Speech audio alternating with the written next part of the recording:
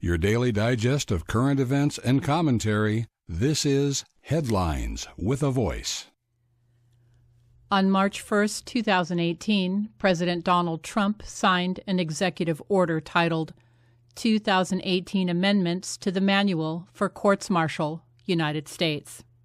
The following is why President Trump found it necessary to do so.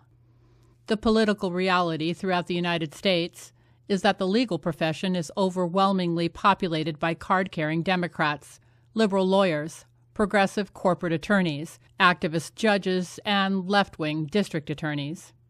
All those fancy law degrees from Harvard, Yale, Princeton, Stanford, Columbia, Georgetown, Cornell, etc., are conferred upon mostly left-leaning Juris Doctors. They're a vastly self-serving lot who are staunch Democrats their entire lives. Many never even leave their major metro area, even a single time, except to fly to another metropolitan airport.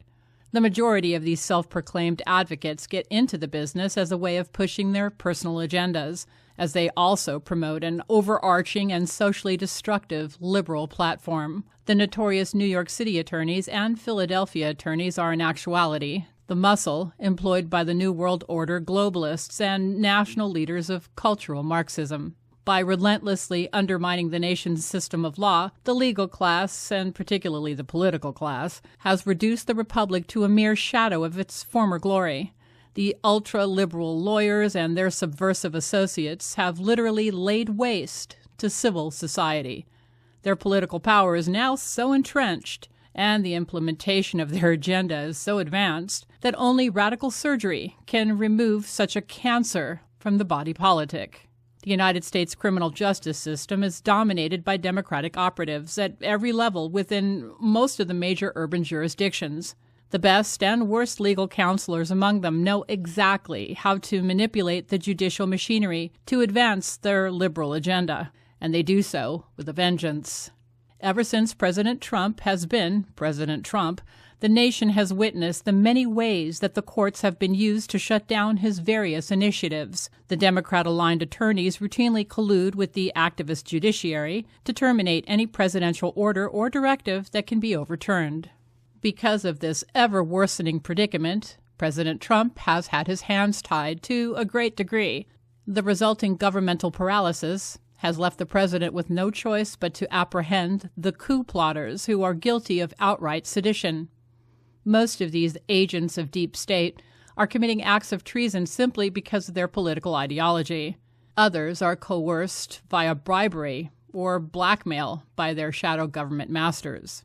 In view of President Trump's plight, he has no choice but to prosecute the perpetrators via the Uniform Code of Military Justice. Only in this way can the Commander-in-Chief of the United States Armed Forces be assured that justice will be administered, free from judicial sabotage and political interference. Once the Uniform Code of Military Justice legal framework has been adopted, military tribunals can be established to prosecute the numerous traitors throughout the deep state.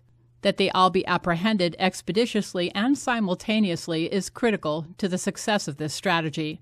The longer they're free to make mischief, the more dangerous it becomes for the president, his political allies, and the leaders of the Patriot movement. In light of the critical stage of this ongoing coup d'etat, it's especially imperative that the insurrectionists be incarcerated at Guantanamo Bay Detention Center, post-haste. In this way, they can be securely imprisoned at a great distance from those who would aid their escape.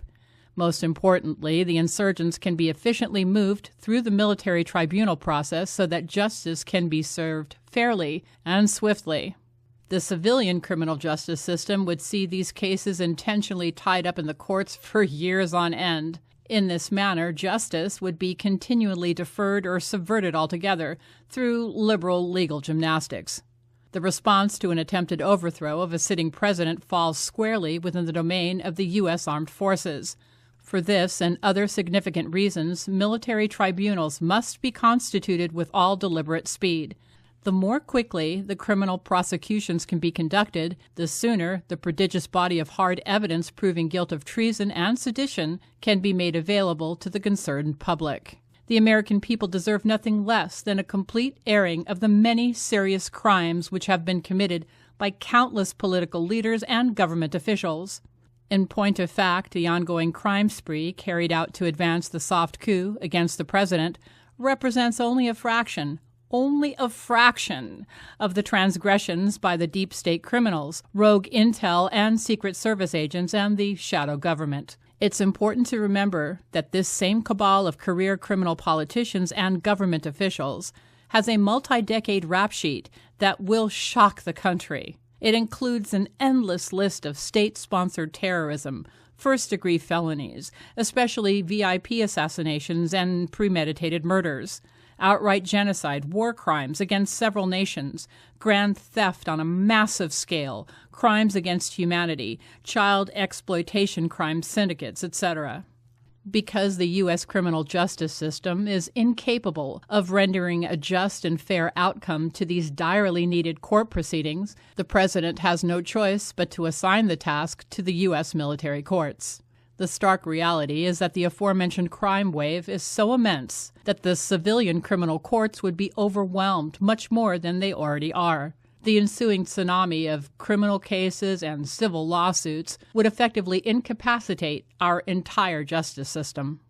As for systematic prosecution under the Uniform Code of Military Justice, applications for reversals can be heard by the United States Court of Appeals for the Armed Forces. The Judge Advocate General's Corps can be expanded accordingly to accommodate the expected appeals, as well as to handle the prosecutions and request for defense. JAG officers can be assigned to those deep state defendants who have been stripped of their ill-gotten gains so as to afford them a fair trial.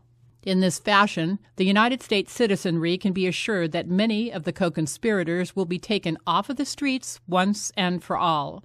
Furthermore, by serving out their life sentences at Guantanamo Bay Detention Center, the most dangerous offenders will not be able to exert their pernicious influences within these United States of America. The most serious offenders, of course, will be subject to capital punishment, as they should be.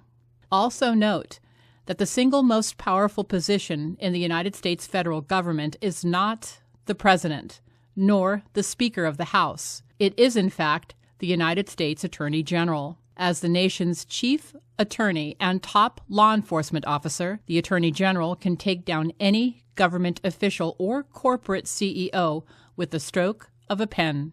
For this reason alone, it's well understood throughout the political realm and criminal justice circles that the occupant of this position is always a trusted agent of the deep state.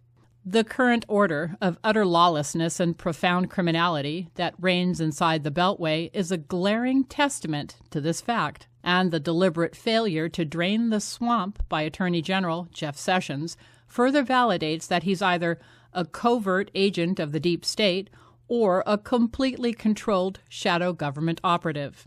A vast litany of crimes have been committed by the deep state against the American people spanning many decades. Egregious crimes have also been perpetrated against foreign nations in the name of the American people and with our tax dollars. Were all the heinous wrongdoings to be made public, the body politic would go into a state of collective and incapacitating shock. The United States of America has been ruled by a criminal cabal of incorrigible and clinically insane psychopaths over the course of several administrations. The nation can no longer tolerate the profound damage and extensive destruction inflicted on every sphere of our lives. Because the United States of America has hit a proverbial wall, radical measures are now required. Everyone can participate in this civic initiative by circling the flyer I've linked to in the production notes below. Share it with everyone you know. Everyone. The content of this highly authoritative document is such that it effectively functions as a citizen's indictment. When a critical mass of we the people are correctly informed about these weighty criminal matters, the wheels of justice will begin to turn. With your daily digest of current events and commentary, this has been Headlines with a Voice.